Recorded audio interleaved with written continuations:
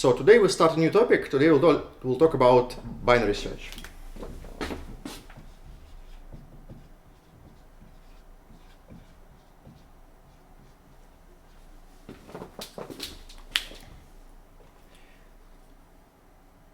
So what is a binary search? Binary search is a basic technique you use to find something in a list of things. The first problem we solve is the following. So it's one of the most common problem when you use binary search. You have a sorted array. Let's have sorted array A of some, let's say, integers. Let's say 2, 5, 6, 10, 12, 18, and 21.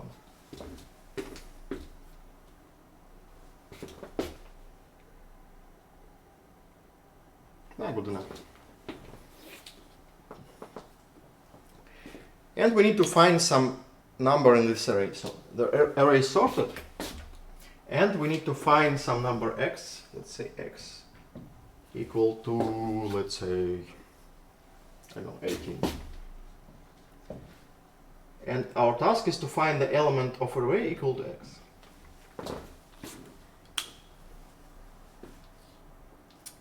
Go. So how can we solve this problem?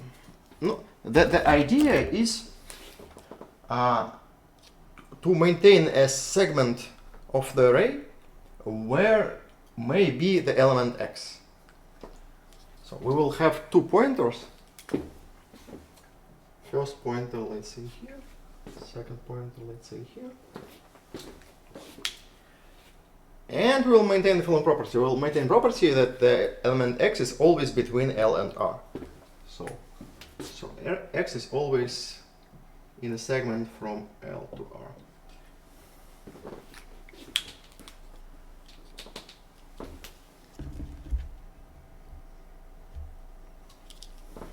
Now, what can we do? We will decrease the size of the segment.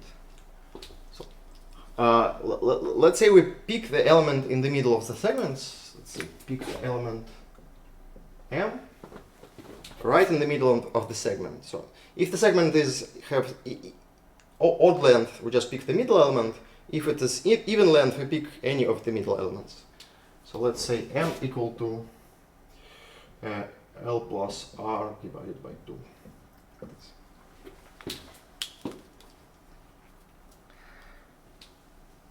Now we take a look on this element. There are three possible cases. If this element, like in our case, this element is less than x. So first let's say if element is less than x. If this element is less than x, then since the array is sorted, so all elements to the left are also equal less than x. So all elements here are also less than x. So if we want to find the element equal to x, we only should consider the element to the right from this position. So only element we need to search is this segment. So if there is an element x in this array, it must be in this section of the array. So we just put L to position M plus 1.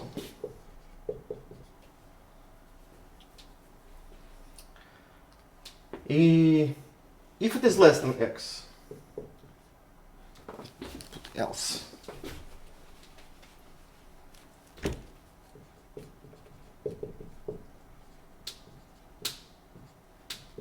So, if it is greater than x,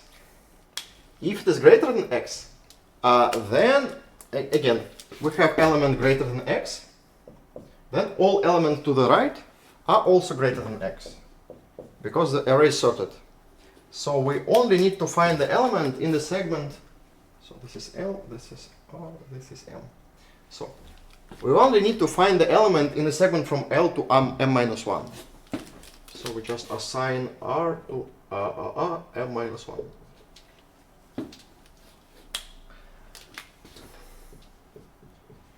And if it is not less and not greater, then it is equal to x. If it is equal to x, we just return position m.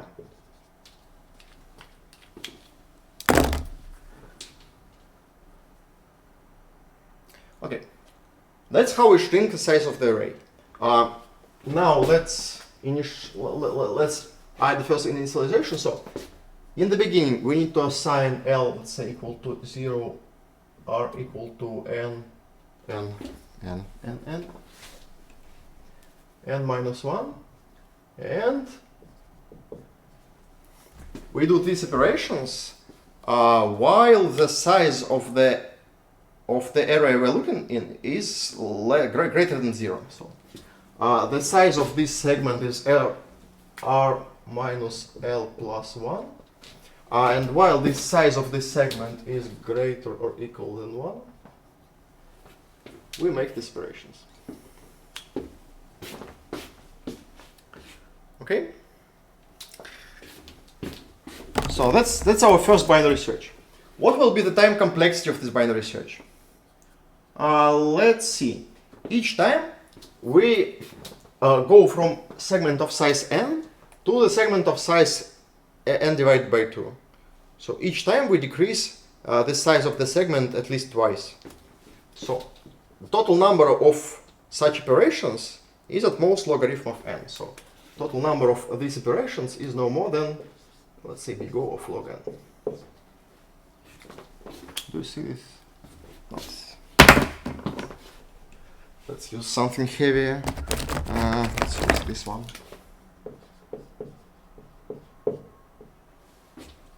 Yeah, that's better.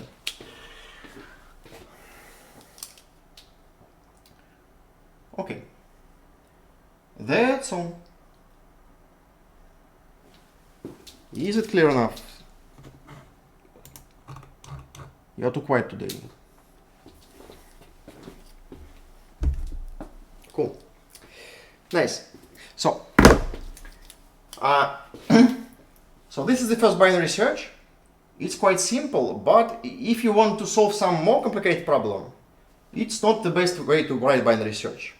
There is another way to write binary search, which is more universal, more easy to implement, and there's too many small details in this code. Like here you have m plus 1, here you have m minus 1, here you have something strange, here you have 3 branches, and if there are many elements equal to x, then you will find some of these elements. Or if there are, like in array A, if there are a sequence of elements equal to x, you may pick any of them. So you just, at first time you pick one of the element equal to x, you will immediately return this position. So it's like kind of strange algorithm if there are several different possible elements. So now we will learn more clear way to implement the binary search, and we will solve even more complicated problems using this binary search. Let's go. So let's solve a little bit more complicated problem. Actually, this problem can be solved using hash maps. If you just want to find the element by the value, you can just put all elements in the hash map, then get from the hash map the index of the element. You don't need any binary search. You can do it in constant time, actually. We'll learn hash maps in this semester later, but not today. Binary search can be used for much more complicated problems. For example, now let's say, let's solve the following problem. Let's just make it a little bit more complicated. So, what if we want to find not element equal to x, but the closest to x? So, if there is no element equal to x, we want to find something close. Let's say again we have some element x equal to, let's say, something like 3. And we're looking for the element which is close to x. Element close to x maybe from two sides. You can find elements which is slightly bigger than x or slightly less than x. Let's say, for example, we want to find element slightly bigger than x. So we want to find element which is greater or equal to x. And from all such elements greater or equal, we want to find the closest one. So we'll find the minimal of such element. So we find minimal. Again, what we're doing here, we try to find the leftmost element which is greater or equal to x. Okay. I'll just erase everything here.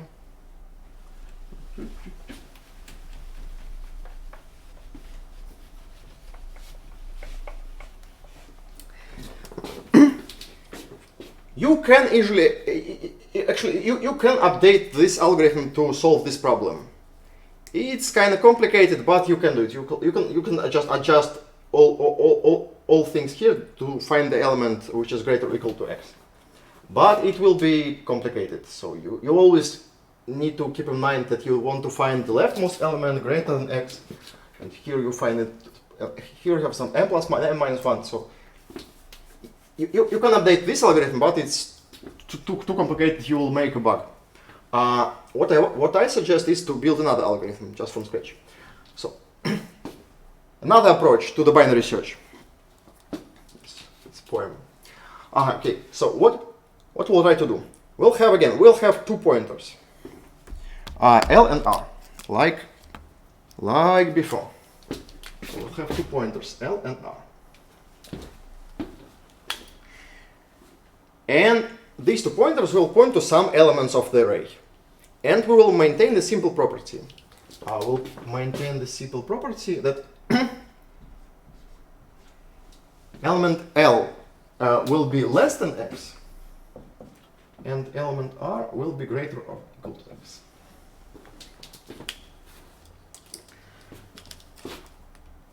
How can we build these properties? We just build them from the task.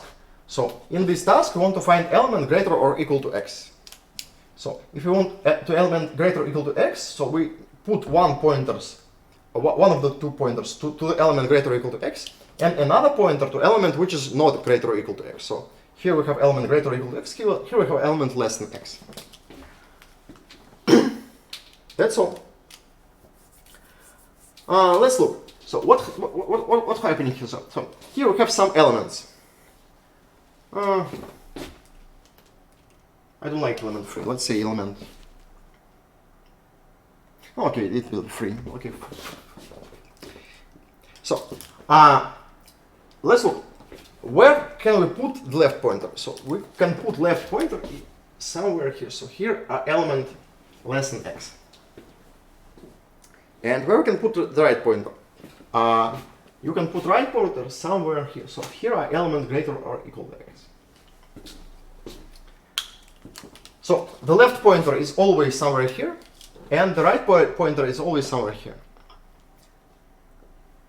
Now, how will we find the element which is greater or equal to x and the leftmost such element? We will simply need to pick the leftmost element from all the positions where pointer R could be. So we will put pointer R in leftmost possible position. So this leftmost possible position is the element we're looking for.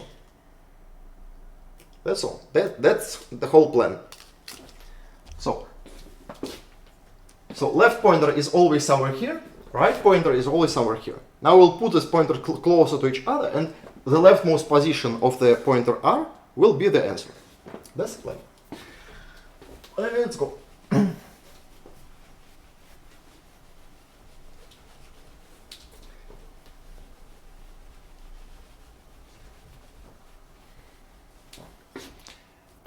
Cool.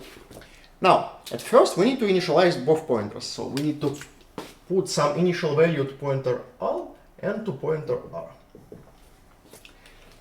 And the initial thought may be to put left pointer to position 0 and right pointer to position n-1, like before.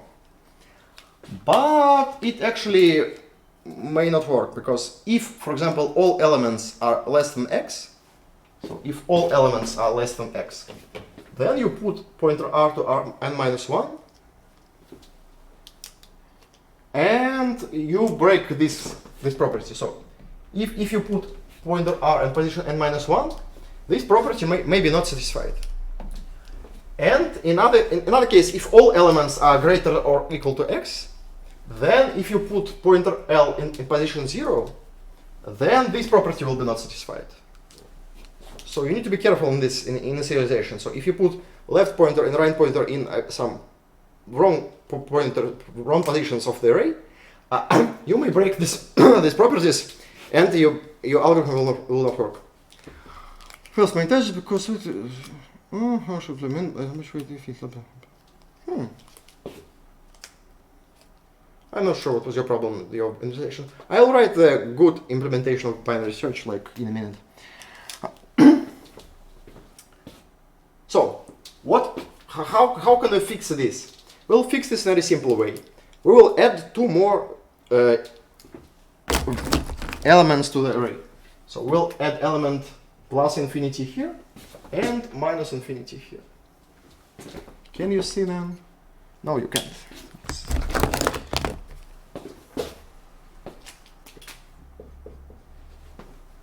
Much better. Much better.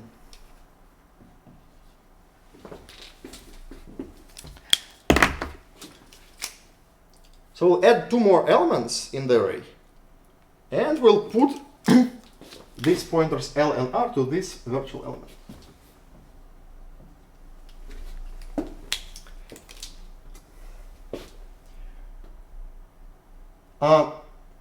This is a typical small fix for problems like this.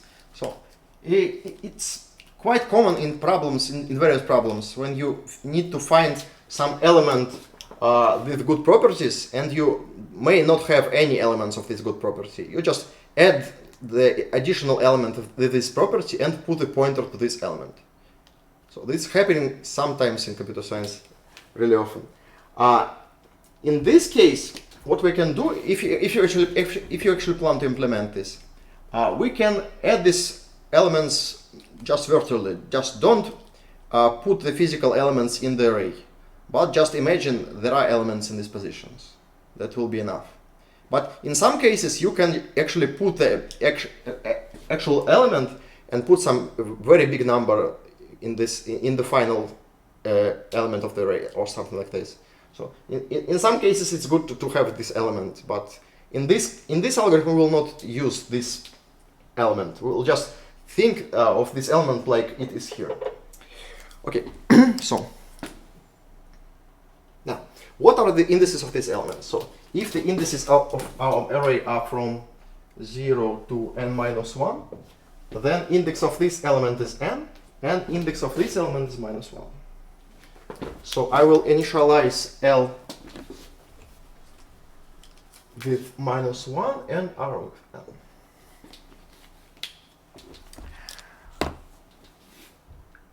That's all. And now we're making a binary search. Now we're making again with a while. Something I will write it later. We pick any element between L and R. So we pick M equal to L plus R divided by 2. And now we look on element in position M. If element in position M is greater or equal to x,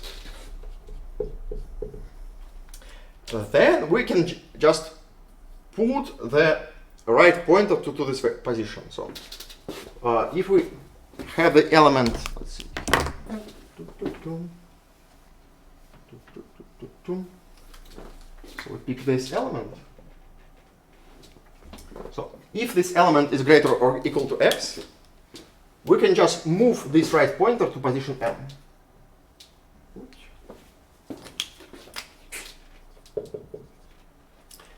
And if we do this, then both this property will be satisfied, because for the left pointer it is still satisfied, we didn't move it. And for the right pointer we move it to position which has element greater or equal to x. So this property is satisfied, this property is satisfied. Oh, lot of questions.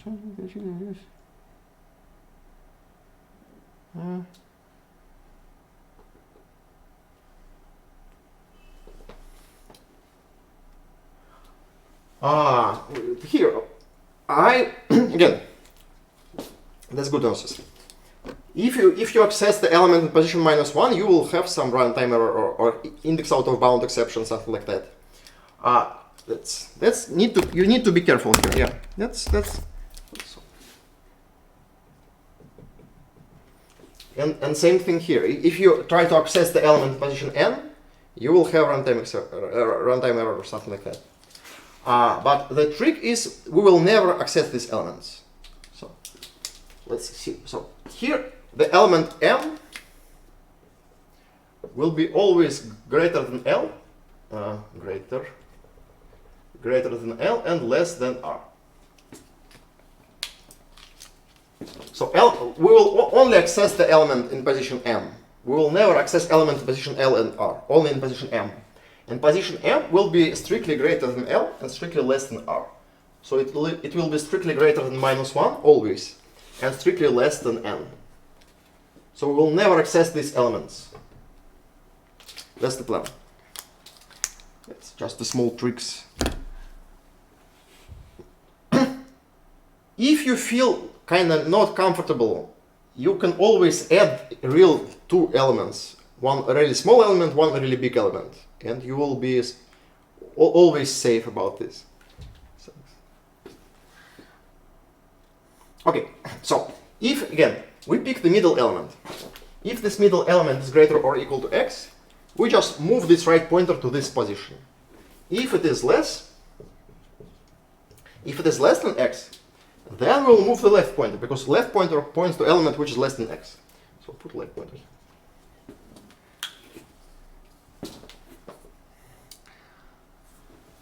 That's all.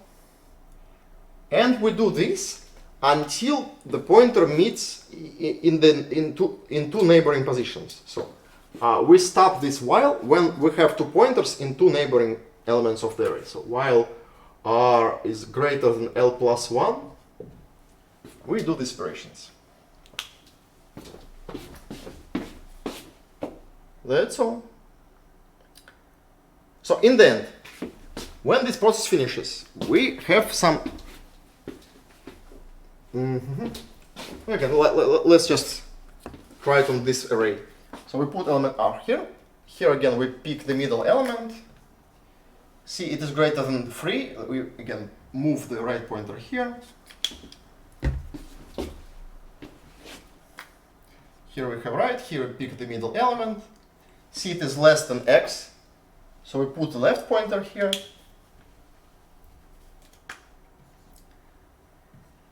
So in the end, we have pointers L and R in the two neighboring elements. So now we know that all this element is less than x, this is greater or equal than x.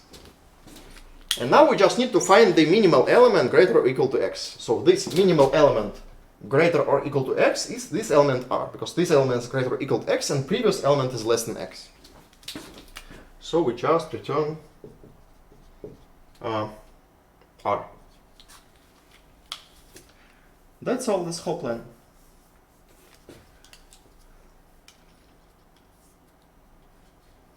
Now, what happens if there is no element we're looking for? So, we're looking for some element greater or equal to x. What happens if all elements of the array are less than x? For example,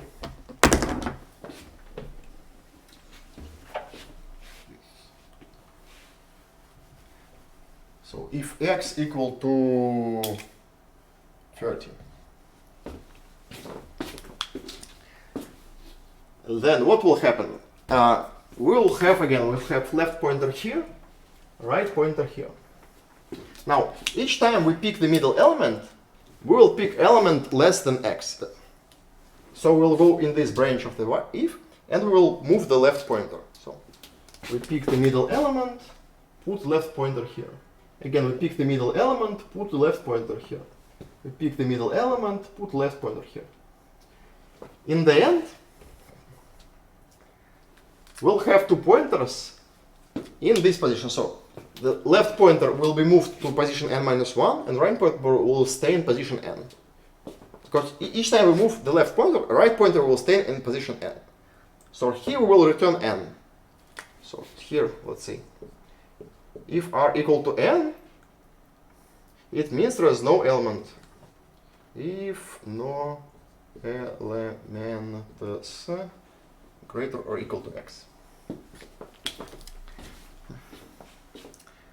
So that's how you can simply check if there is no elements, what you're looking for. Cool. Cool. So next. Now, let's try to change it. Here we're looking for element greater or equal to x. In the same way, we can look for element less or equal to x. So.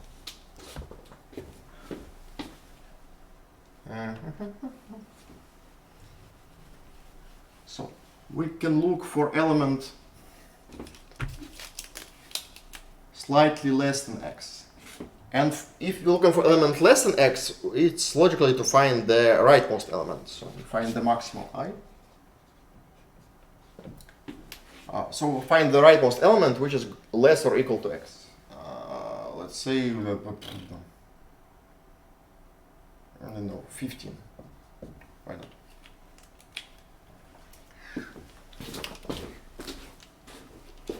What will be changed in our code? No.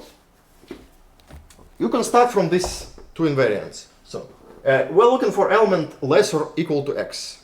So we will move one pointer to the element less or equal to x. Here we'll say less or equal. And another pointer to the element which is not less or equal to x. If it's not slightly, it is strictly greater. So this. Now we move here and try to use these invariants in this code. What will change? You'll change only this. So here you'll have element. If element is strictly greater than x, you move the right pointer because right pointer points to element strictly greater than x. If it is less or equal, we move the left pointer. That's all. In the end, you will have again. You have two pointers L and R. L points to element less or equal to x, and right pointer to element greater than x. And you want to find element less or equal to x, so you need the pointer L. Return L. That's all it changes. Good.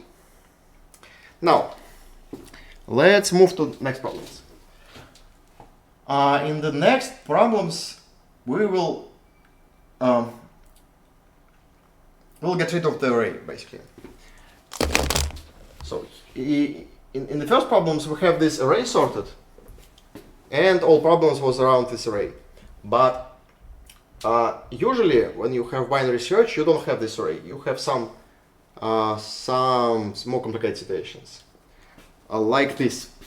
Let's exercise this.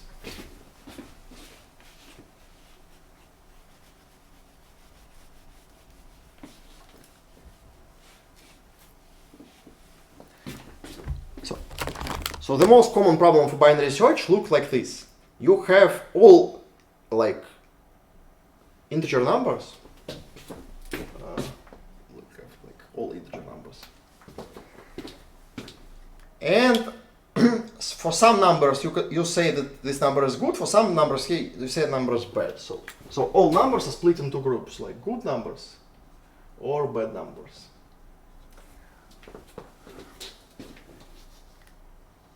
And there is a monotonicity property. So if some number is good, then all greater numbers are also good. So if x is good and y is greater than x, then y is good.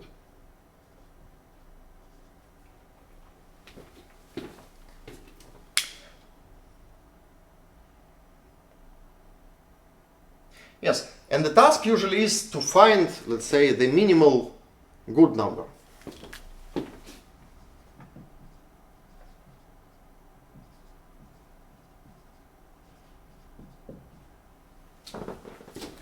Yeah. That's the most typical problem for binary search. So, how this looks when you look on the null number line. So have all these numbers on the line, some numbers are bad, some numbers are good. So go from left to right. So this number is bad. Wait, no, bad. Let's say this number is bad. Then at some point we'll find some good number. And all numbers greater than this good number are also good because you have this property. So here we have some good numbers.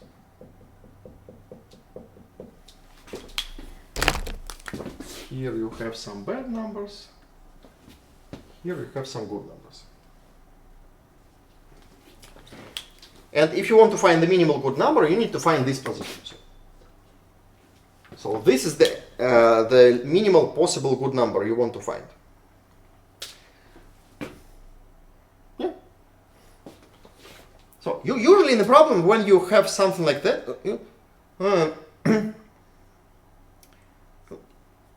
usually it's tricky just to check if number is good or bad. So usually in the problem there's some strange statement. You want to minimize some value. And what you need to do when you want to apply binary search is to basically check if this value is good or if this value is bad. If you're given the answer, is this answer good or is this answer bad?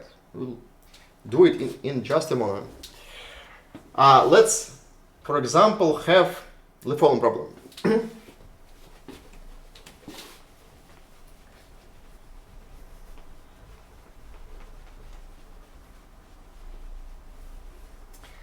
Let's have a problem like this. You have rectangles of size W by H. And you have n such small rectangles. Exponential binary search in this case. What is exponential search? What is exponential search? Not sure about this. Not sure what do you mean.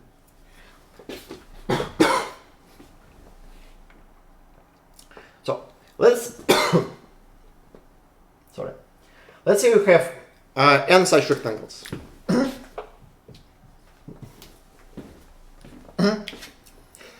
And you want to put all these rectangles in a big square. So you want to find a square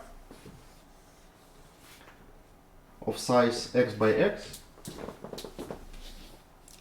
And you want to put all these rectangles into this square.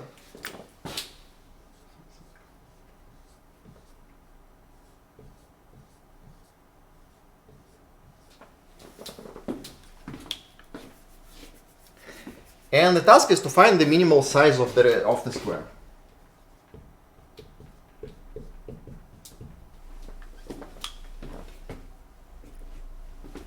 So this is the typical problem when you can use the binary search. How can you use binary search here?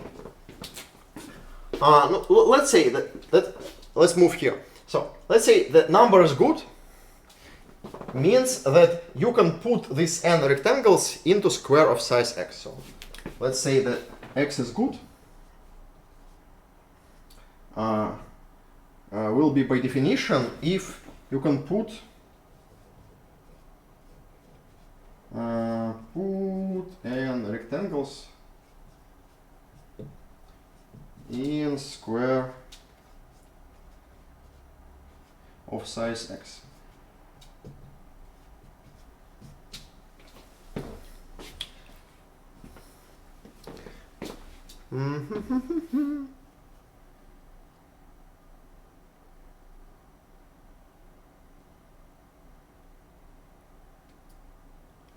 Yeah, that's right. That's the problem from our code forces course. Exactly. Yes. We use exactly the same problem in code forces course. Yeah. How to solve this problem? You start from let's say that number x is good if you can put all these rectangles in a square of size x. Then let's go here. Let's check this property. If number x is good and number y is bigger, does it mean that number y is also good? It does, because if you take the bigger rectangle, let's take rectangle 1 y by y, you can still put all these square rectangles in the square of size y by y. So So this bigger rectangle is also good. So if number x is good and number y is bigger, then number y is also good. So this property holds. Now, how to use binary search from the stat? Exactly like we did in arrays. We'll have 2 pointers. One pointer will point to some good number and one pointer to some bad number. So, L here and R here. Let's have function. Let's say good of L will be false and good of R will be true.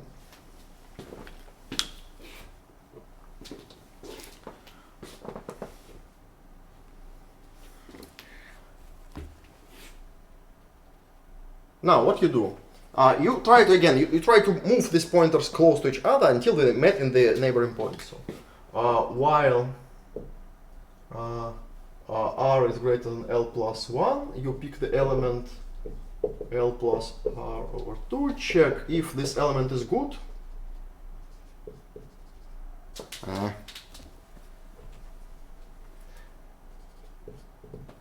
Then you move the right pointer. Else you move the left pointer. This is exactly the same code as before.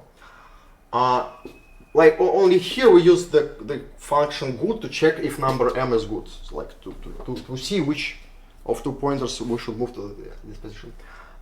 In the end, we need to find the minimal good number. So the minimal number will be in the pointer r. So here we will return r.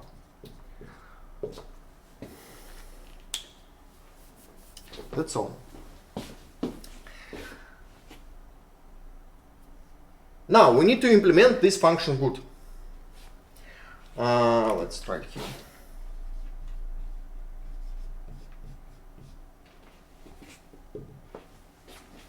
Let's see boolean.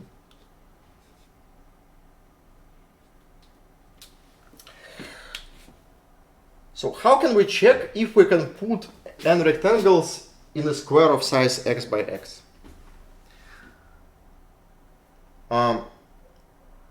Let's see. What is the optimal way to put rectangles in a square? It's like this. You use this grid layout just to put these squares in lines one by one. Let's see how many rectangles can we put in square x by x. So here each rectangle has width equal to w. So the number of rectangles in this will be x divided by w. Yeah? So we have x divided by w rounded up. And the number of rectangles in this side will be x divided by h. Now we'll multiply these two values and we will have the maximal possible total numbers of rectangles we can put in this square. If this number is at least n, then the square is good.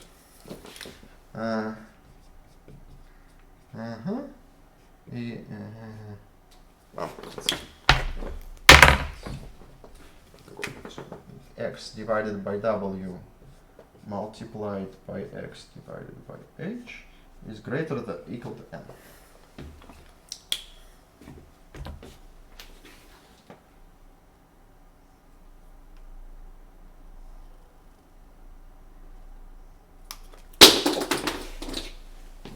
Now, if you have some problems, maybe you also need to use some VPN or something like that.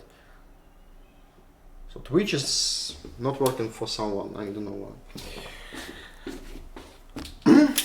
Good.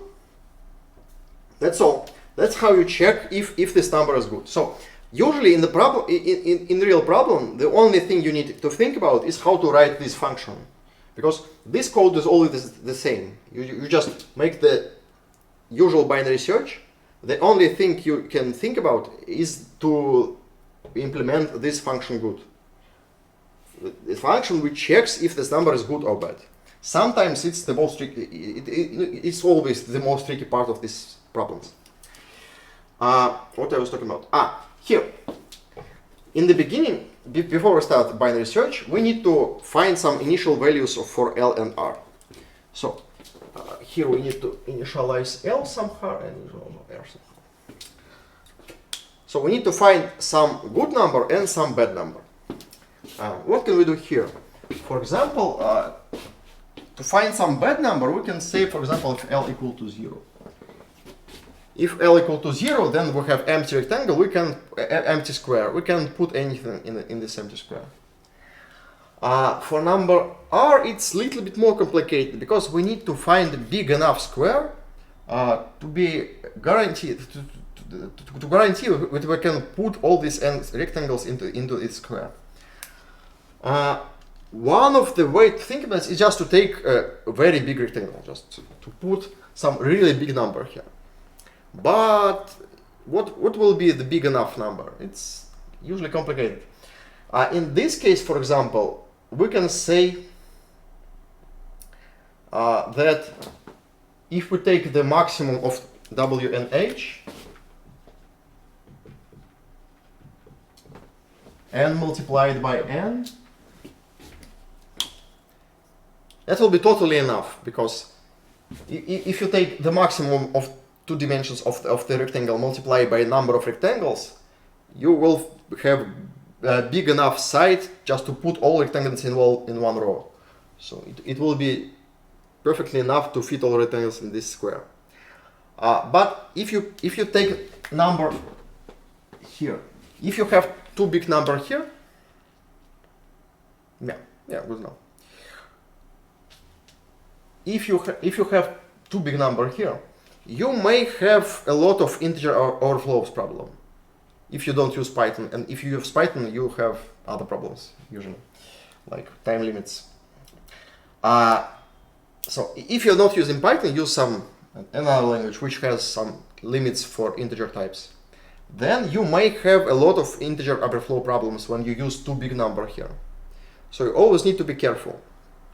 For example, here, what may happen is if this number n is big, these numbers are big, then this product will be big, and here you will have product of 2 big numbers, so you have an even bigger number.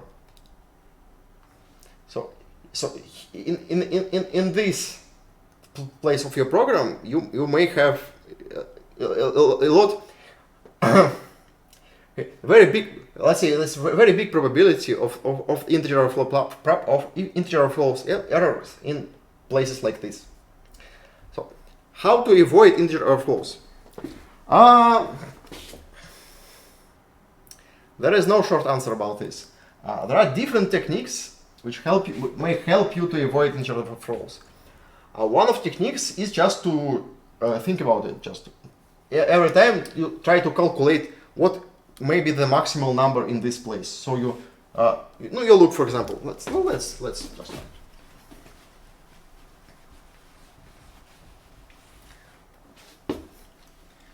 So you just look. If, for example, you have n no greater than 10 power of 9, and both w and h are not greater than 10 power of 9. Then what will happen here? Here you have maximum at w and h multiplied by n. So this r is not greater than 10 in the power of 18. And here you multiply 2 such numbers. You can like x multiplied by 2, by h. So both these numbers are not greater than 10 in the power of 18. So when you multiply them, you have 10 in the power of 36. So you just think what can be the maximal possible. But then you think if this r is big, maybe this x over w will be small, and you think what can be the biggest number here? And actually the biggest number here is when one number is big, one number is small. So if, let's say, if w equals to 10 power of 9 and h equals to, let's say, 1, then you will have r equal to 10 power of 18, And here you have 10 power of 18 divided by 10 power of 9. So here you will have something like 10 in the power of 9. Here you have 10 power of 18. So you multiply these two numbers and get long overflow. So you just need always to think about what happens if I give some big or small numbers in any position. What can be the maximal value of this product, and so on. That's not what I was talking about. So, what is the most? Oh, I can decrease the quality, for example. It's Twitch. I can't modify the quality. I upload the videos on Twitch in maximum quality. Then Twitch somehow changes it.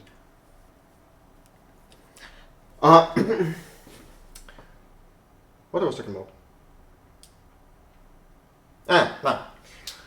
There are different ways to fix this. One of the ways is to use Python, is always.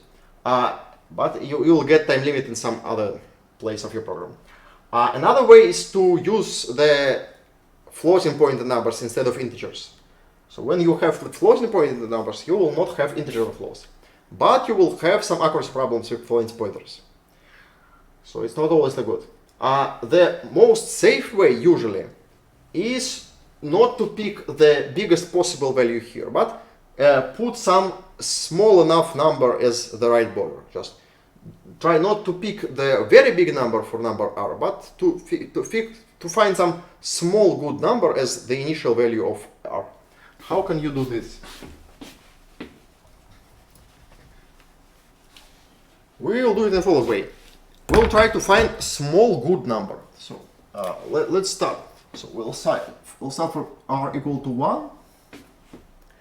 And then, while this number is not good, we will just increase it twice. Like this. So, again, we'll use the same function, this function good, to check if number r is good. So, in the end, after this while, we will find some good number r. And this number r will be small enough, because it will be at most twice bigger than the element we're looking for. So we start from element 1, 2, 4, 8, 16, 32, 64. And we check if number is good. This number is bad, good. So this number will be at most twice bigger than this number. So we know that for this number of 32, we don't have any integer overflows here, because for this number 32 we have the value less than n.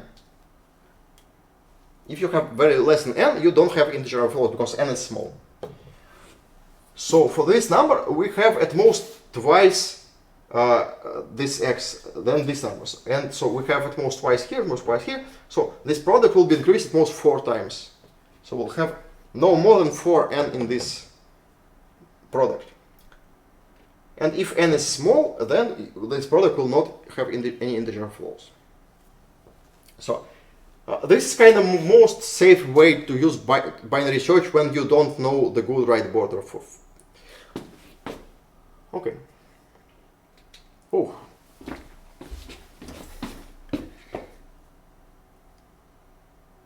Any questions? This is exponential search. Okay. Next one. Next problem we'll talk about is the following. Again, it is the same as in the Code Forces course. You can just go to the Code Forces course, and I will do the same thing again. Next problem will be the following. We want to let's just draw a picture.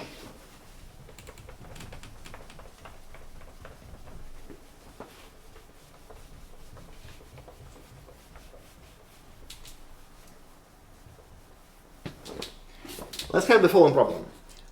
We have a straight line. And there are some n people living on this line. So we have some people. living in some positions on this line.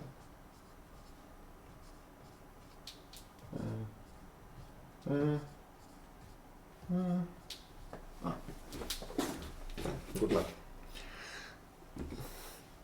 For each one, we know its coordinate. So this with the coordinate is xi, and we know its speed. Speed is wi. Maximal speed.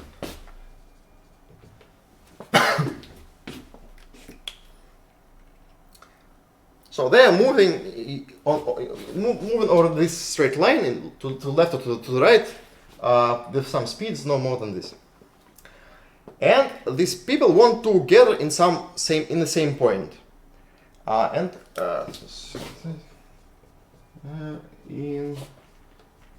the same point. And your task is to find the minimal time we need to spend together in the same point.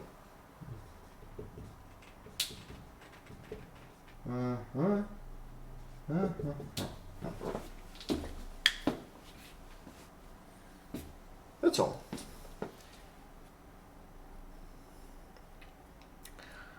How do you solve problems like this? Well, again, let's say that number is good if it is, so let's say, we already have x here. Let's say number t is good if they can gather in the same point in time t.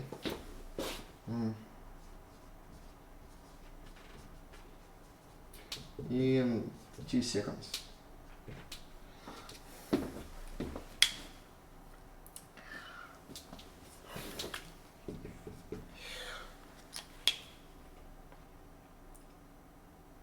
Nice. So we will say that number t is good if the people can gather in the same point in t seconds.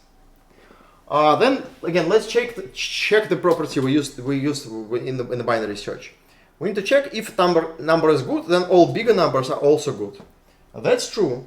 If we can gather in t seconds, we can gather in bigger number of seconds. So we just move to the same point and stay until we reach the terminal.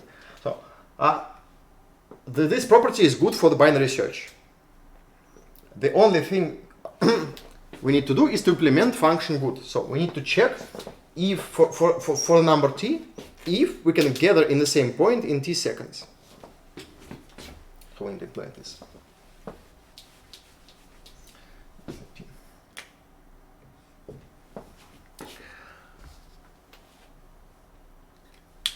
Good. So how to check if we can gather in the same point in t seconds? Let's see.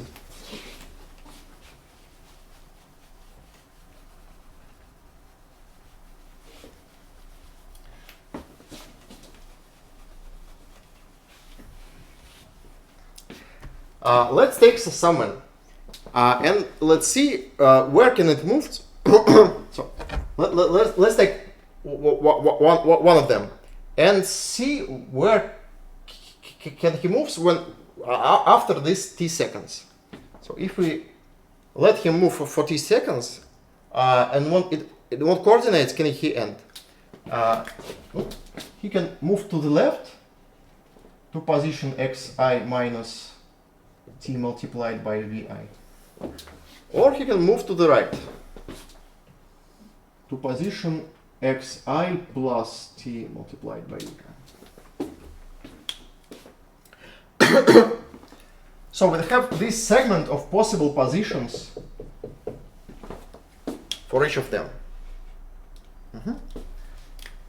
So now we will have this number of number of segments.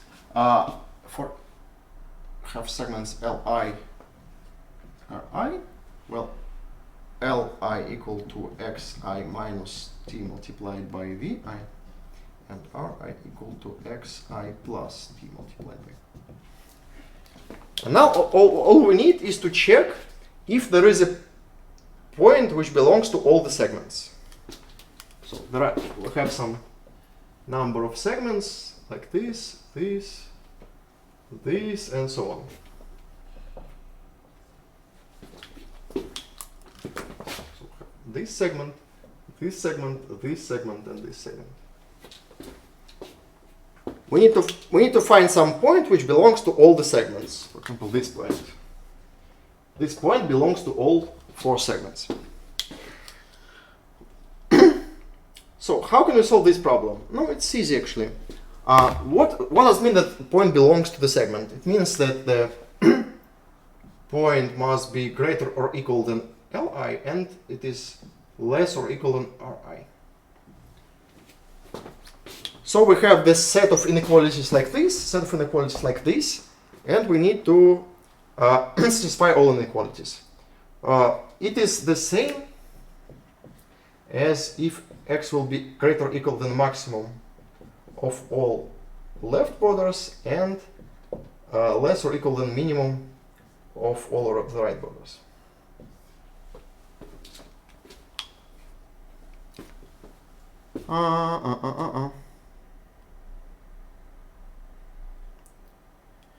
Are they moved in such manner that is, if it is possible? Yes, they're actually trying to meet. Yes, they want to meet in the same point. So they are moving in some using some speeds, and they want to move in the direction to meet. Yeah. Yeah, that's a good point. This value is not int. We'll change it a little bit later. Yeah, that's a good point. Let's move it back. So, how to check if number t is good? We will build all these segments, then calculate its maximum, calculate its minimum, and check that there is some point between this maximum and this minimum. So all we need to check is, I'll just write some pseudocode. We need to check this maximum of all xi minus t multiplied by vi is less or equal than this minimum. Xi plus t multiplied by vi.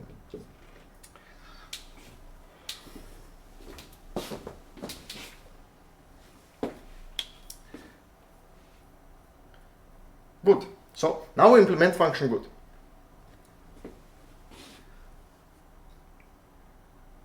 Next big change is the following. This number t can be not integer. So sometimes it's the optimal answer is to not integer. For example, if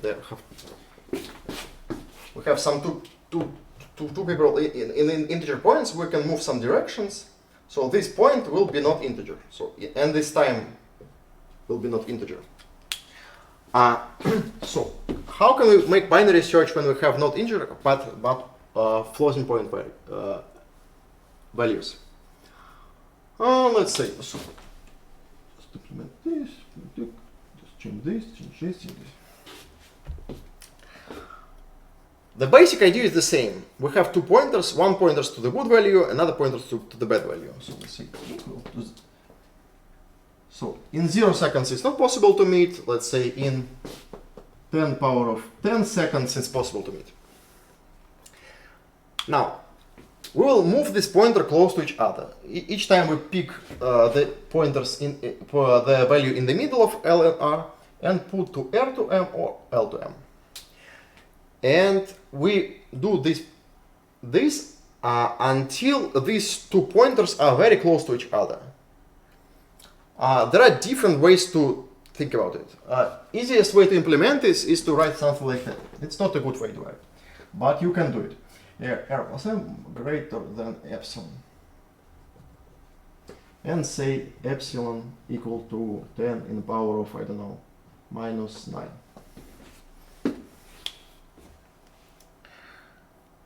So you just move the pointers close to each other until they are so close, then it's good enough for you. But it's always, there's always some, how do you call it, inaccuracy in this. Because when you need to return some floating point value from your algorithm, this floating value can be calculated exactly. So when you output some floating point numbers, you always have some inaccuracy. So if this epsilon is good enough for you, then you can put this epsilon here and make these operations until these pointers are so close to each other that it is good enough for you. Yeah, that's a good point. So why it's not a good way to implement binary search? Because sometimes you cannot have these pointers close to each other. Because what happens? Can I write it? Just erase this. What could happen?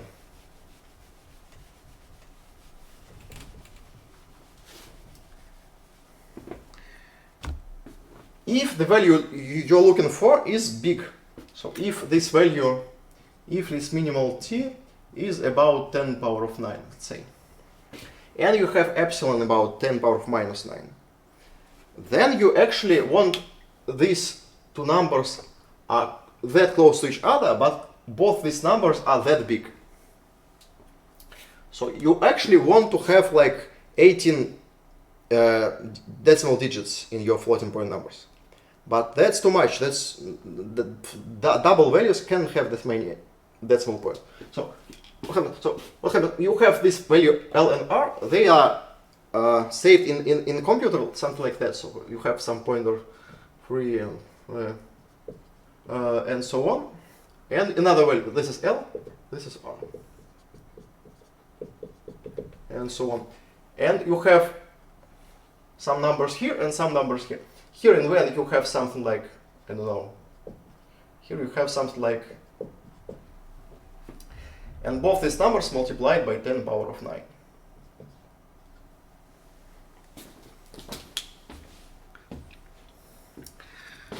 And the number of digits in this representation for double is about, not sure about this, I think it's about 16. Not sure about 16 or 15. It's about, so I have about 16 digits. So if you have these two values close to each other, then difference between this L and R and L will be about, so you have 1 multiplied by 10 power of 9 multiplied by 16 digits, so it will be something like, have minus 16 plus 9. It's complicated. It's 10 power of minus 7, right?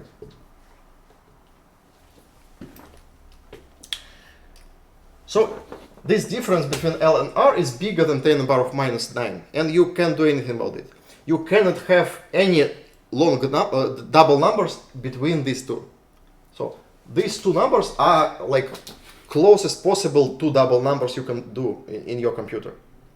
So if you here you pick m equal to L plus R divided by 2, you will get one of these numbers because there is no any double number between. It's like mostly like with integers, like when you have two neighboring integers. Here you have two neighboring doubles. So how can you fix this? There are several possible ways of fixing this. One way to fix this is just to detect these situations. So if you, for example, put the element m here, and here you see that element m is equal to L or R. So if m equal to L or m equal to R, then it means that you have situation like this. You just break. That's one of the ways to solve this problem. Another way to solve this problem is just actually more safe way to do it. It's one of the most safest way to implement the binary search. Is just to have the fixed number of iterations. So instead of doing all this and thinking about these problems, you just make like 100 iterations of binary search. 100 is enough.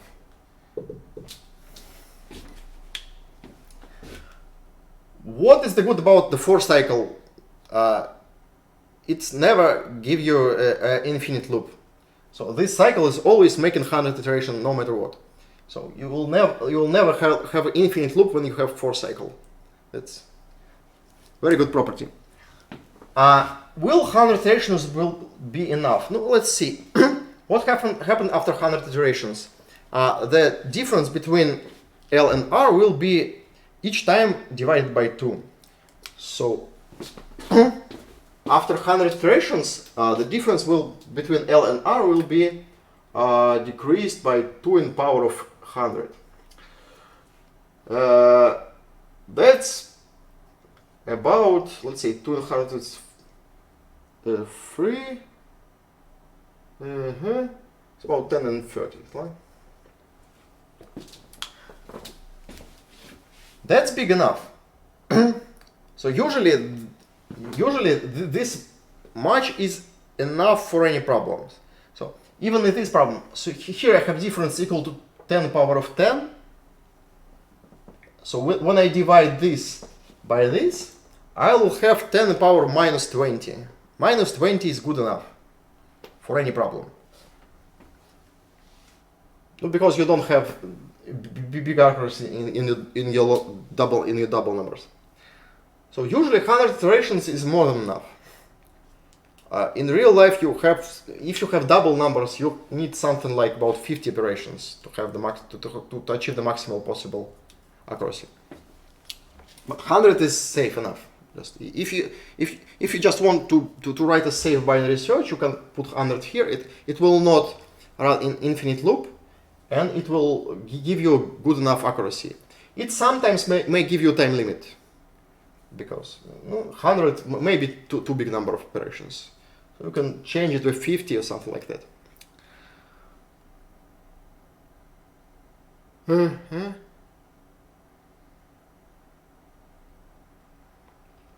Okay.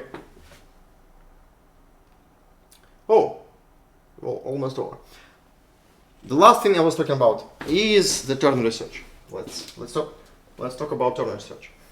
If you want to find more implementations or more applications of the binary search, you can check out the lesson in the code forces edu section. It's more context oriented, so I have more different types of problems which can be solved using binary search. So if you're interested, you can check this lesson.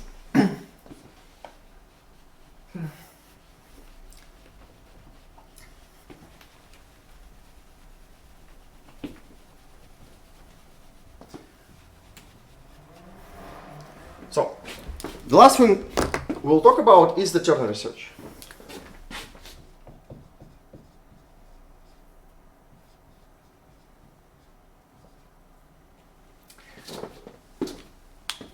Imagine you have something like that. You have some function and you want to maximize this function. Like, very typical situation. You have something and you want to maximize this something, like your income. And this value depends on some variable. You have one variable x and you have some function of variable x. And this function behaves like this. So at some point, first it is increasing, and then it is decreasing. So we have this maximal value. Now this function f of x. And you want to find this maximal value of your function. So again, the function works like this. Here function is increasing, and here it is decreasing.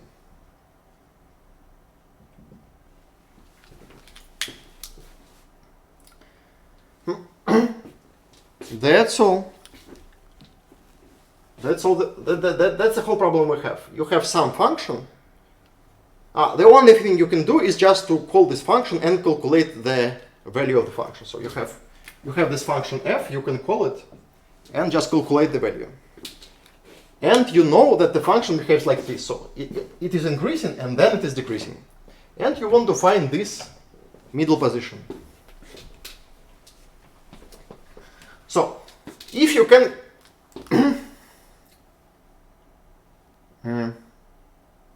how it's called? I don't remember the word. So if you can check that function is increasing or decreasing in the given point. Yes, you want to find this peak here. If you can check if the function is decreasing or increasing in the given point, then you can just have a binary search. So if you can pick a point and check if function is decreasing or increasing, then you can have one pointer here, one pointer here, pick something in the middle, check if function is decreasing or increasing, and move one of the pointers. But in some situations you cannot check this. You can only calculate the value. So you cannot check if function is increasing or decreasing. You only can calculate the value in some given point. Okay.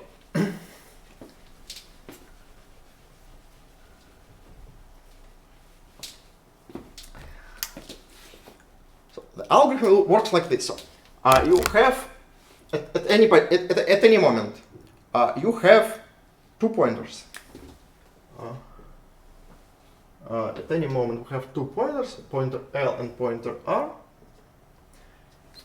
and we maintain the following property that in this point the function is increasing, so here the function is increasing, and here the function is decreasing.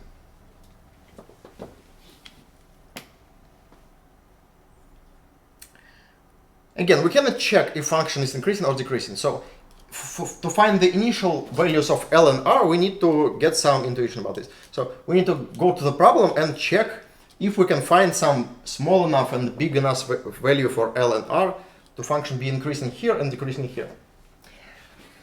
But that's all. Now, what we do? Let's pick two middle points. So let's pick point here, M1, and point here, M2.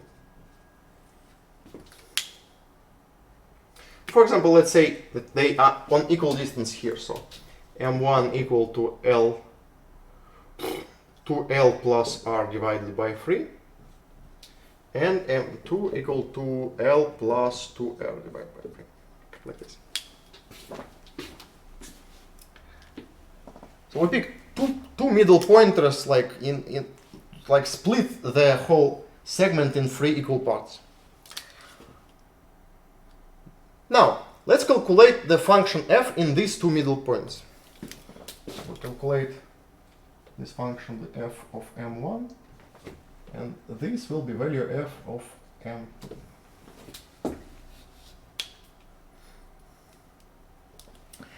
Let's calculate these two values and compare them. So if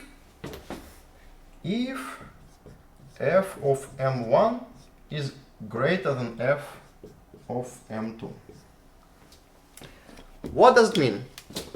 It means that on this segment at some point function was decreasing because we have bigger value here than here. That means somewhere here function is decreasing. And we know that if function is decreasing, then it is decreasing to infinity to the right.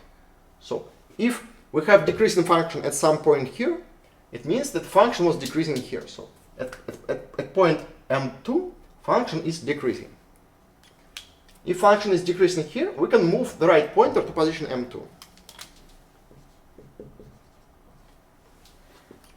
If not, then function was increasing at some point on this segment. And if function was increasing somewhere here, it means it was increasing in point m1. It means that I can move point L to position m1.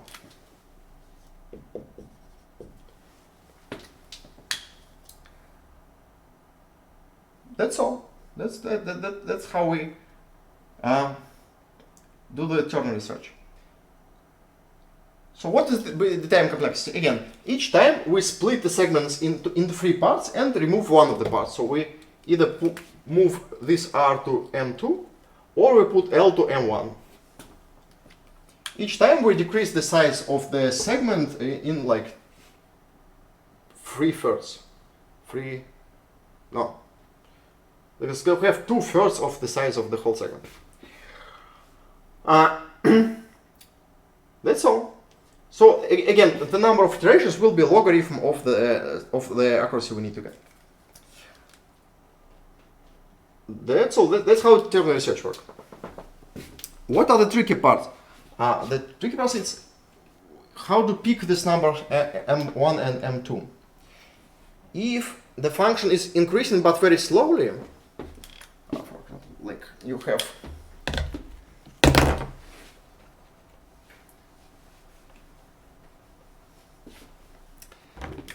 like very slowly increasing and then this very slowly decreasing, and you pick two values here and here, the value of the function may be almost the same. So sometimes it's tricky to check it. So if you put this, what you want to do to make the algorithm faster, you want to move these positions M1 and M2 closer to each other. So because if you move these 2 pointers closer, like here,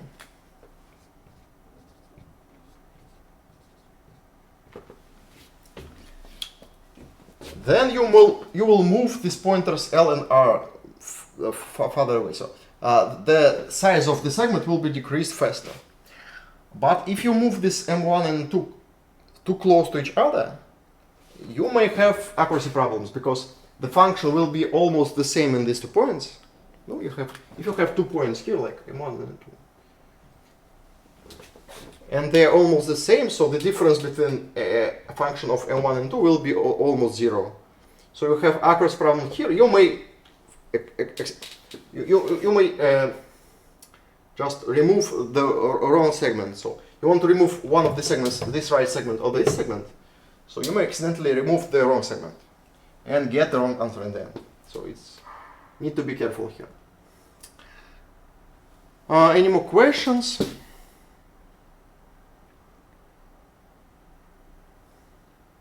Okay, let's have the final one just for the end. What I want to tell you is how to make this even more even faster. So how to make ternary search even faster. You can do it the following way. So let's try to do the following. What is the slowest part of the ternary search? Actually, the slowest part is calculation of this function. So usually when you do the binary search or the ternary search, you spend the most of time just to calculate these functions. So what we're doing here, we calculate the function twice and decrease the size of the segment in 2/3.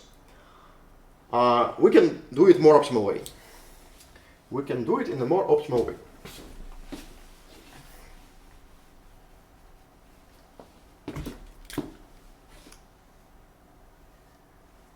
Let's see. So we have this position L, this position R.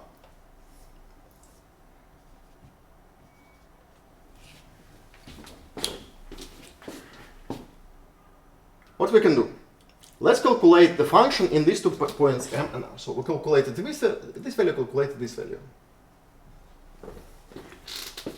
And let's say, for example, if this is less than this, we go to this right segment. So now, want to move L to position M1 and go to segment from M1 to R. When we go to this segment, we want to split the segment in 3 parts and calculate some this value and some this value.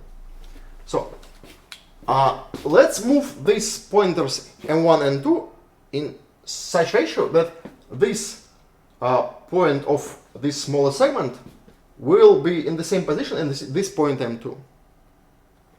So again, once again, so what can we do? Let's say this segment, we split this segment in some ratio. So let's say the size of this segment, for example, is alpha multiplied by R minus L.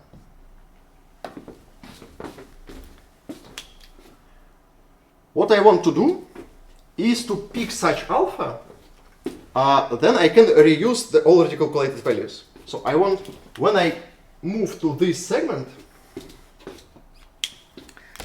I will need to calculate some this and this point, and I want this point to be the same as this point.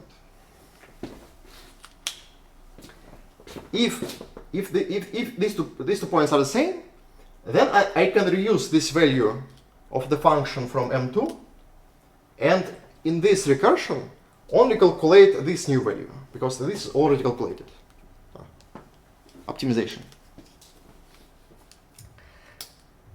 That's all. Now let's find the good value alpha.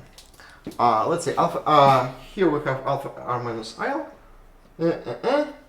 So the size of this part is alpha multiplied by. No, it's not alpha. It's r minus l multiplied by.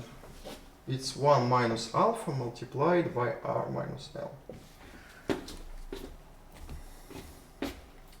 So size of this part is, again, it's 1 minus alpha multiplied by this, so it's 1 minus alpha square multiplied by r minus l.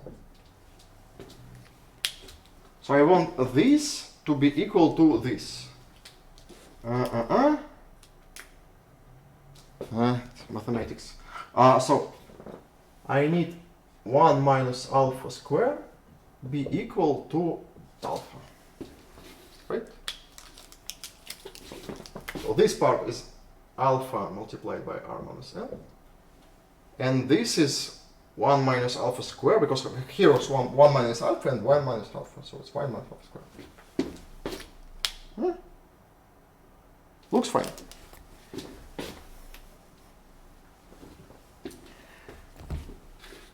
Now you just solve this equality. It's something simple. It's 1 minus 2 alpha plus alpha square equal to alpha. So it's alpha square minus 3 alpha plus 1 equal to 0.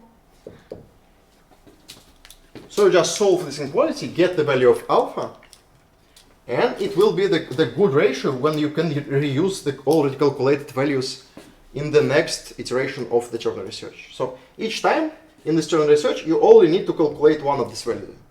Another value will be getting from the previous iteration of the ternary search. And this will increase the speed of your ternary search at about twice, because instead of calculating function twice, you calculate only in one point. That's the whole trick. I think it's all for today. Do you have any more questions?